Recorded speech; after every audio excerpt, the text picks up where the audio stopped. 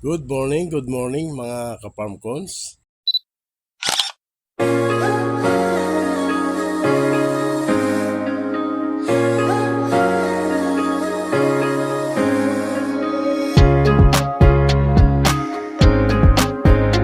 Andito po tayo ngayon sa Kubro at habang tayo po ay humihigop ng mainit na kape, atin pong kikwintahin yung ating kabuuang kita sa atin pong naubos na, nabinta na pong lahat yung ating 16 heads na piglets, baboy na piglets. At pero ito po ay mayroong namatay na isa. Kaya bali 15 heads lamang po ang aming naibenta. Yung iba po ay naipakatay natin mga kapagboys.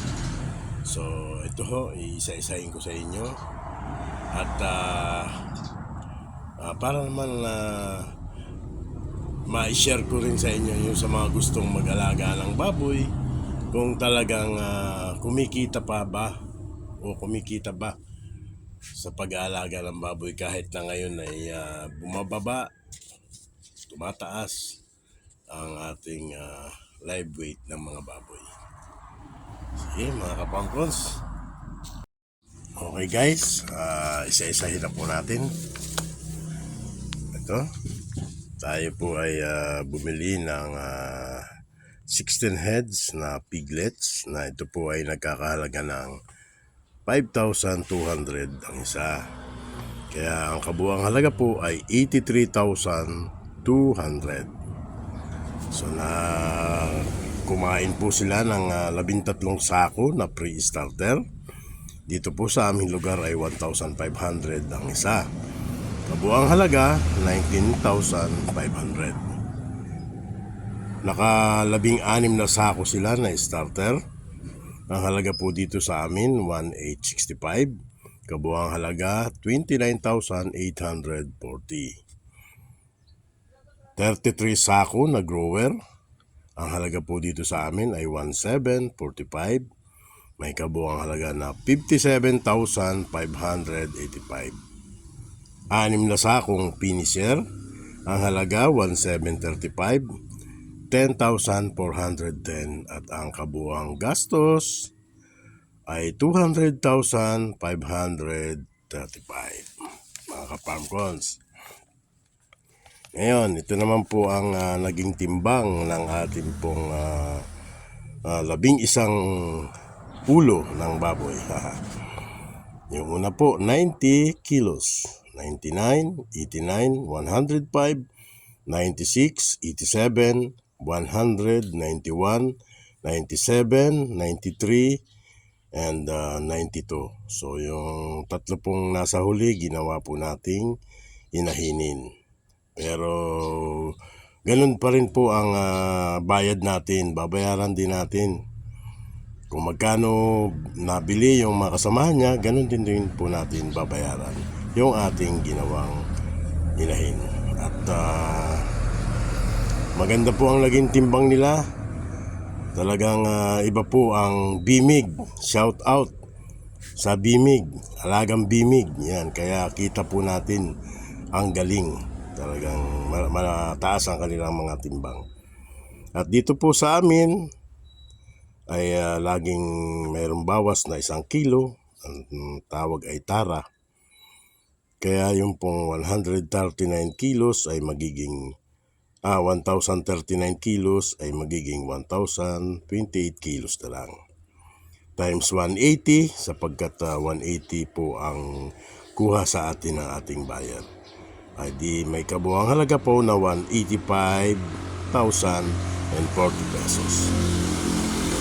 So yun naman pong tatlo ay 73 kilos, 76 at 74 na may kabuuang kilo na 223, babawasan ng tatlo, tara, 220 kilos times 170 naman po ang kuha sa atin, pag line of 7 ang timbang ng ating mga baboy. Kaya ang kabuuang halaga po 37,400.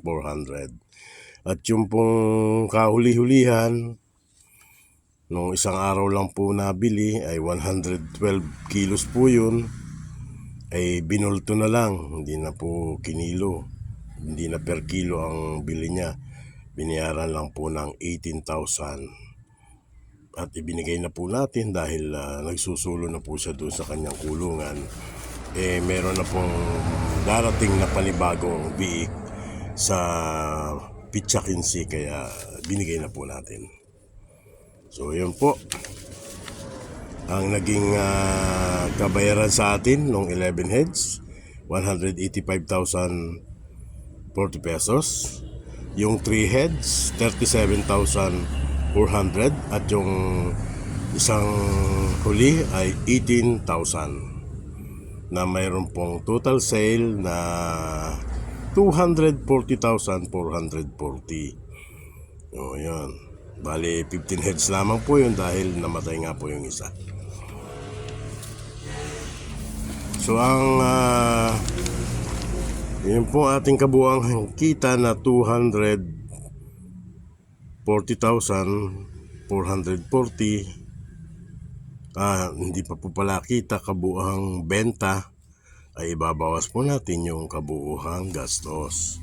Ayun, yung doon na 200,535. Kaya ang matitira po ay 39,905. Pero babawasan po natin yan ng 10% kasi tayo po ay nagbabayad ng kuryente, vitamins, purga, gas. Yung tubig po kasama na rin sa kuryente kasi gumagamit po tayo ng electric water pump. Kaya malaki rin po buwan-buwan ang binabayaran natin sa kuryente. Ito po ay 4 na buwan. Kung tutuusin, kulang pa. Pero yan po ang napag-usapan namin nung tagapag-alaga. So, ang magiging total net ay 35,915 divided by 2, 17,957.5 bawat isa. Ayan, yun po mga ka-farm cons. Mayroon pong 17,000 ang nag-alaga, nakita 17,957, at ganun din po yung namuhunan. Okay mga ka-farm cons, doon sa mga nagnanais na mag-alaga ng mga baboy, sana naka-encourage sa inyo na magpatuloy lang kayo. Wala namang masama, patuloy lang kayo sa pag-aalaga, walang susuko, dahil malay mo sa mga susunod na panahon, susunod na araw, tataas na ang live weight. Pagtaas po ng live weight, pagtaas din po ng kita ng ating po mga tagapag-alaga at ng mga namumuhunan. Okay, mga ka-farm cons, maraming salamat sa inyong patuloy na pagsuporta at panunood ng aking po mga mini vlog. Maraming salamat po. At kung hindi pa po kayo nakaka-subscribe, please like and share and subscribe. Okay? Thank you and happy farming mga ka-farm folks.